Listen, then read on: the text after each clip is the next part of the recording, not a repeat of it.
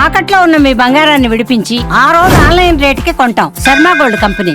Especially being in politics, I feel it is a bit awkward to talk about cinema because in politics is a service which I committed to do. I'm committed to do it. When it comes to cinema, it's promoting your cinema is unlike other actors, I feel it like a sin. My job is to do to play my role well, to make sure things are good while doing itself. Rest leave it to destiny. That's what I've been trained. This particular film, I wanted to go to each and every individual. That is my intention. And also about the hardships I had gone through in bringing this film together, bring this film out. Kohinoor diamond has been found in one of our mines from Kolluru, which is 60 to 70 kilometers from where we are sitting today. The origin of Kolluru diamond, the Kohinoor diamond, is from our state of Andhra Pradesh, 60 to 70 kilometers from the place where we are sitting right now. And how Kuli Qutub Shah took it, we reached Kuli Qutub Shah. From Kuli Qutub Shah it went to Mughals. And I know from Mughals, where it went to, now it is in London. So when the director Krish came to me in 2018-19, I think, he said, what if Kohinoor diamond, when it is during the Aurangzeb era, when he was ruling, what if someone from Kolluru or this part of India goes all the way to Delhi and steals that Kohinoor diamond right from Peacock Throne? And I find it that I like the high concept. Aurangzeb is a very tyrannical ruler. Under his tyranny, entire country is suffering. Let it be jizya, let it be,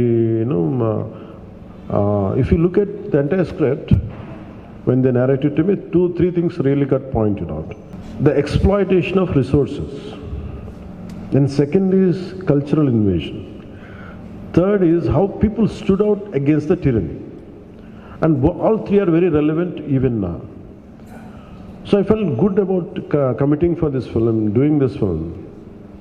And sometimes we have to understand the history because history keeps on repeating itself.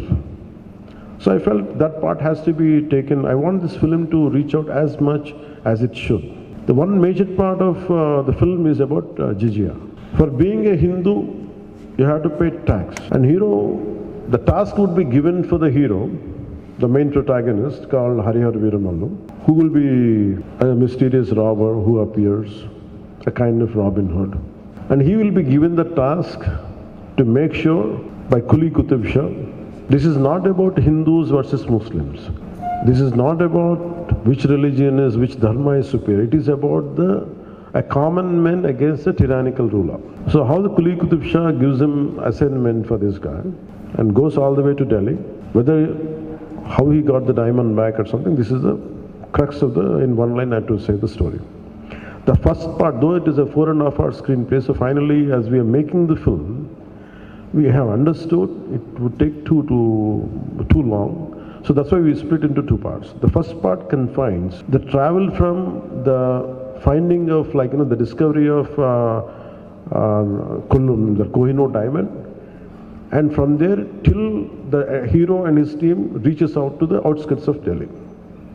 This is how the first part. So what we had explored many things. It's more of a wholesome entertainer. It is not about stoking the dark tensions. It is not about to stoke communal tensions. It's not about one religion against another religion. It has nothing to do with contemporary politics or nothing. It is more about to reclaim the property what has been stolen from here. That's how it starts with. It ends with, for being a Hindu, you have to pay tax. So always we tried the idea as we are studying in school. Mughals were more glorified than anybody else in this country.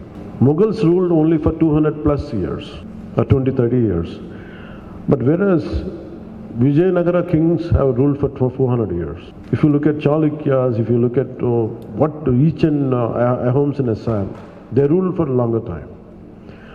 But they were never glorified. I think sometimes through this kind of cinema, to reintroduce the history, the forgotten history. And all the crimes of Aurangzeb had been whitewashed. and that part will be also explored in the film. And I feel this is a film which would reach out to that part to undo. Sometimes you want to go back into the history to undo that part. గతంలోకి వెళ్ళి మనం ఇది జరగకుండా ఉంటే బాగుంటుంది. We feel like fighting. I think that cinematic experience, going back into the Aurangzeb times, I personally felt when I was studying in school, when I said jizya tax been levied on a Hindu for being a Hindu. Sometimes we always feel what I would have been there, if I go back in time, like what we could do, how I would have reacted. I think this film gives that experience, especially the climax part. So that's how we have enjoyed the making of this film, and the Mughals' tyranny has been shown in the film. How he killed Dhara Sikho, how he imprisoned his father, and all these things these are subplots in the film. The main plot is about stealing the Kohinoor from the journey, how to take Kohinoor from. This is how it starts. So this is the plot, and it made with a good budget, and especially we had faced 2 corona situations, and after that, here I have to face personally, I have to face the most tyrannical government here, most ruthless government while making this film. And we fought against it. That's why I could not do the film in last year. So that is also one of the reasons for the delay.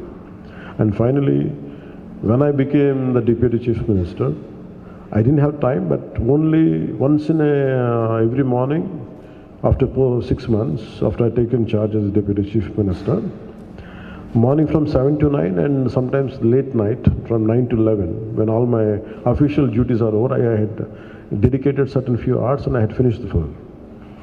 I think we did our best.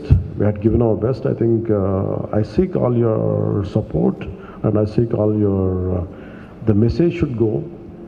And this is a wholesome entertainer, and whatever you wanted to ask few questions, I would like to take it. I'm glad.